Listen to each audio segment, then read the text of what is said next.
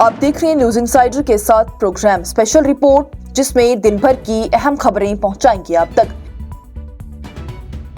Peoples democratic party की सरबराह महबूबा मुफ्ती का मरकजी हुकूमत पर सख्त निशाना। बोली अवाम मुसीबत में है जबकि पार्लियामेंट में खोखली बहसों में मसरूफ है।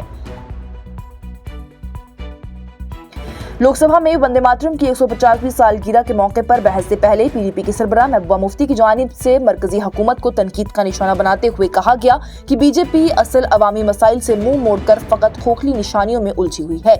वज़ीर-ए-आज़म नरेंद्र मोदी इस बहस का आगाज करेंगे, जहां पर कौमी तराने के मुतल्लिक कई अहम और कदीम पहलू सामने आने की उम्मीद थी। वहीं महबूबा मुफ्ती का ये कहना है कि जब मुल्क भर के मुसाफिर इंडिगो की सूरत हाल से परेशान और बेसहारा घूम रहे हैं, तब पार्लियामेंट एक पुरानी बहस में मसरूफ है।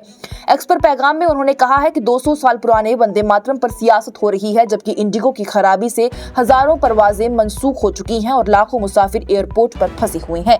ये मसला 2 दिसंबर से शुरू हुआ, जब एयरलाइन ने पायलट के नए कवायद और जवाबात की वजह से परवाजें रोक दी। महबूबा मुफ्ती की जानिब से पूछा गया है कि ये सियासी तमाशे ना नौकरियां पैदा करेंगे, ना महंगाई को काबू करेंगे और ना ही उन असल मसाइल को हल करेंगे जो कि करोड़ों लोगों को आज जिंदगी का बोझ और मुश्किलात दे रही हैं। उनका ये भी कहना था कि हुकूमत को अवामी तकलीफों का फौरन हल ढूंढना चाहिए, ना कि बेमानी बहसों में वक्त जाया करना चाहिए। कांग्रेस का वज़ीर-ए-आज़म मोदी पर बड़ा इल्जाम। रहनुमा गौरव गोगोई की जानिब से वंदे मातरम की बहस को सियासी रंग देकर तारीख को बदलने की कोशिश दिया गया करार। लोकसभा में वंदे मातरम के 150 साल मुकम्मल होने पर खास बहस के दौरान ही कांग्रेस ने वज़ीर-ए-आज़म नरेंद्र मोदी पर सख्त तनकीद की है। कांग्रेस के नुमाइंदे गौरव गोगोई की जानिब से इल्जाम लगाया गया है कि वज़ीर-ए-आज़म ने अपनी तकरीर को तारीख बदलने और बहस को सियासी रंग देने के लिए इस्तेमाल किया। गौरव गोगोई का कहना था कि वज़ीर-ए-आज़म मोदी की बातों से ऐसा लग रहा था जैसे उनके सियासी बुजुर्ग अंग्रेजों के खिलाफ हर तहरीक में हिस्सा लेते रही हों। उन्होंने ये भी कहा कि मुझे पीएम की तकरीर में तारीख को नया रूप देने की कोशिश नजर आई है। दूसरा मकसद इस बहस को सियासी रंग देना था। गोगोई की जानिब से यह भी कहा गया कि वज़ीर-ए-आज़म हर मौजू पर जवाहरलाल नेहरू और कांग्रेस का जिक्र करने की आदी हो चुके हैं। उनके मुताबिक ऑपरेशन सिंदूर पर बहस के दौरान ही वज़ीर-ए-आज़म ने नेहरू का नाम 14 मरतबा लिया और कांग्रेस का 50 मरतबा लिया, जबकि आइन की 75वीं सालगिरह पर नेहरू का नाम 10 मरतबा और कांग्रेस का 26 मरतबा लिया गया। उन्होंने वाज़ेह किया है कि बीजेपी चाहे जितनी कोशिश कर ले, जवाहरलाल नेहरू की खिदमत पर एक दाग भी नहीं लगा सकती। गोगोई ने दावा किया कि वंदे मातरम को असली मकाम कांग्रेस ने दिया था। उनका यह भी कहना था कि कांग्रेस ने इस नगमे को सियासी नारा बनाने से बचाया और कौमी तराने का रुतबा दे दिया। गोगोई की जानिब से याद दिलाया गया कि 1896 के कोलकाता इजलास में रविंद्रनाथ टैगोर ने पहली मर्तबा वंदे मातरम सुनाया था। उनका यह भी कहना था कि टैगोर ने नेहरू को खत लिखकर कहा था कि पहले बंद सुर में डालने का शोहरत मुझे हासिल है, जबकि इस नगमे को मुस्तानिफ जिंदा थे। गोगोई के मुताबिक 1905 के बनारस इजलास में सरला देवी ने भी वंदे मातरम पेश किया और नगमे में एक अहम तब्दीली की गई थी। पहले 7 करोड़ का जिक्र था, जिसके बाद बदलकर 30 करोड़ का जिक्र कर दिया गया था, ताकि मुल्क के तमाम मुल्क की सोच को इस नगमे के साथ जोड़ा जा सके। गोगोई की जानिब से कहा गया कि मुस्लिम लीग ने वंदे मातरम का बाइकआउट करने की अपील की थी, लेकिन कांग्रेस के मौलाना आजाद ने साफ कहा था, मुझे वंदे मातरम से कोई मसला नहीं। उन्होंने ये भी कहा कि यही फर्क था कांग्रेस और मोहम्मद अली जिन्ना के रवैये में। दबाव के बावजूद भी कांग्रेस ने 1937 के इजलास में फैसला किया कि कौमी इजलासों में से इस नगमे के सिर्फ पहले 2 बंद पर ही पढ़े जाएंगे। उस वक्त मुस्लिम लीग और हिंदू महासभा दोनों ने मुखालफत की थी, लेकिन कांग्रेस ने अवाम के जज्बात को तरजीह दी। इससे पहले वज़ीर-ए-आज़म मोदी की जानिब से बहस का आगाज किया गया था और कांग्रेस पर इल्जाम लगाया गया कि उन्होंने मुस्लिम लीग को रियायत देकर वंदे मातरम के टुकड़े टुकड़े कर दिए और आजादी की तहरीक की रूह को कमजोर कर दिया।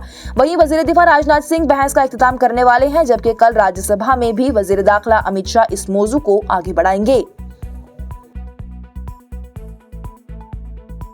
इस खुसूसी प्रोग्राम को आप तक पहुंचाने में हमारे मोतबर साथी Medstar medical centre and super speciality hospital Nowgam ने भरपूर ताउन किया है, जहां बैनुल-अक़वामी तजुर्बाकार और माहिर डॉक्टर्स की खिदमत दस्तयाब हैं।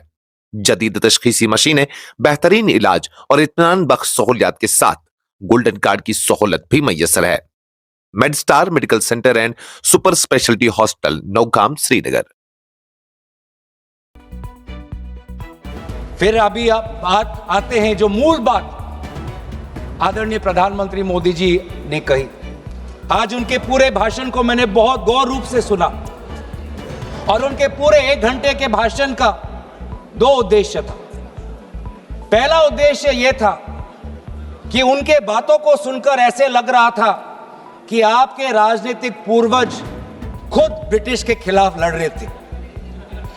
ऐसे लग रहा था कि आपके राजनीतिक पूर्वज ने ब्रिटिश के खिलाफ विभिन्न आंदोलनों में भाग लिया, तो ये जो इतिहास को दोबारा लिखने की, रिवाइज करने की जो मंशा आज प्रधानमंत्री मोदी जी के भाषण में मुझे सुनाई दी। समाजवादी पार्टी के सरबराह अखिलेश यादव का लोकसभा में बीजेपी पर सख्त हमला। बोले वंदे मातरम को गाने से ज्यादा इस पर चलना जरूरी है। लोकसभा में वंदे मातरम की 150 साला यादगिरह पर भी खास बहस के दौरान समाजवादी पार्टी के सदर अखिलेश यादव की जानिब से हुकूमत पर सख्त तनकीद की गई है।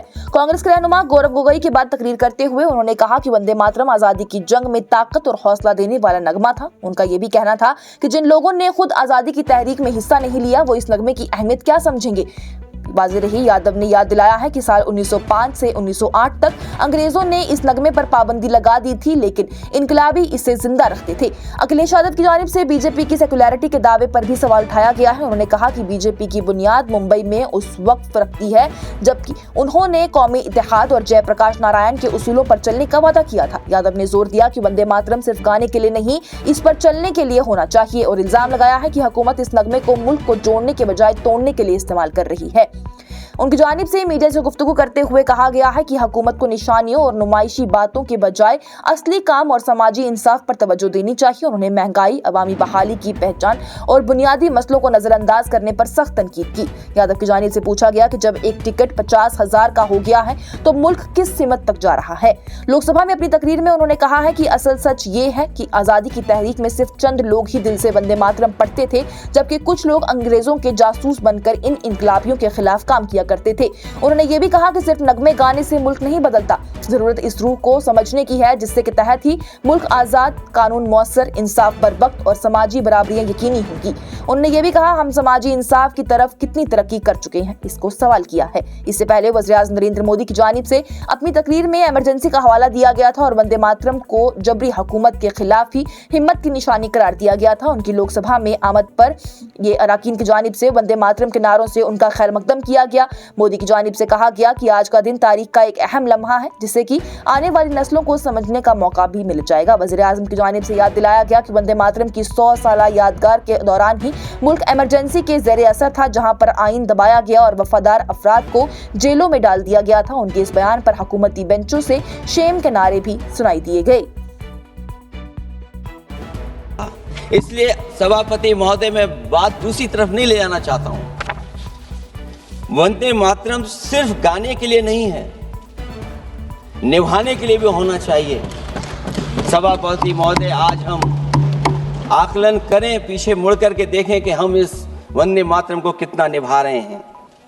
जिस वंदे मातरम ने आजादी के आंदोलन में सबको जोड़ा, आज के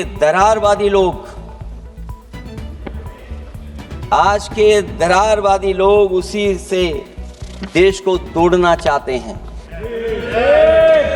ऐसे लोगों ने, सभापति महोदय,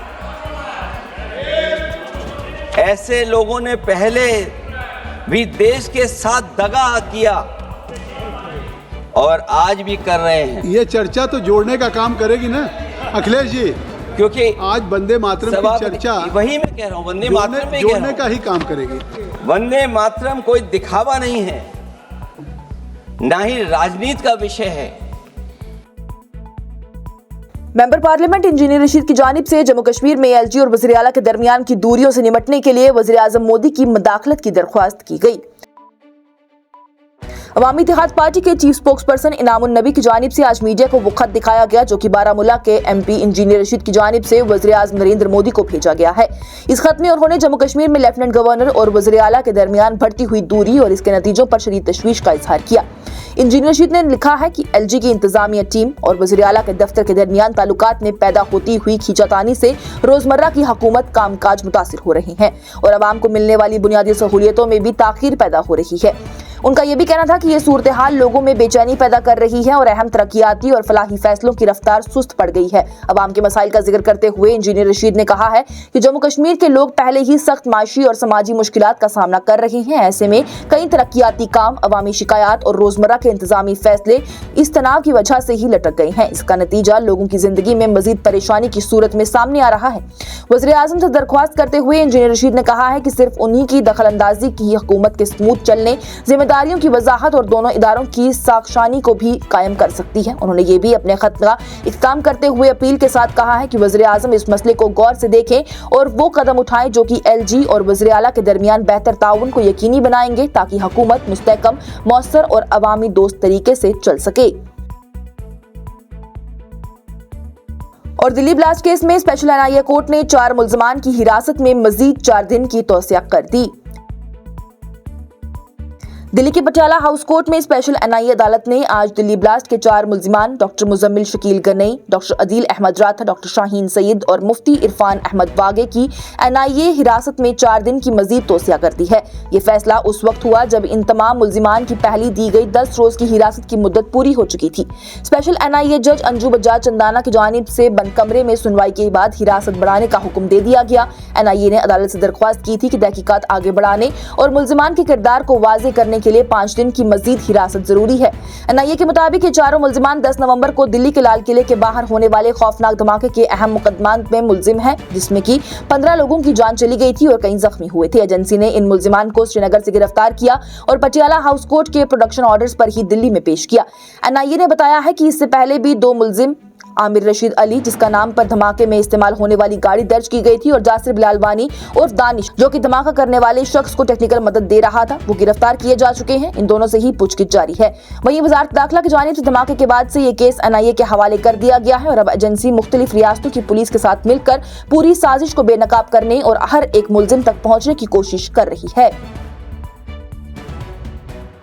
आज की स्पेशल रिपोर्ट में इतना ही। दीजिए इजाजत। लेटेस्ट अपडेट्स के लिए देखते रहिए न्यूज़ इनसाइडर 24/7।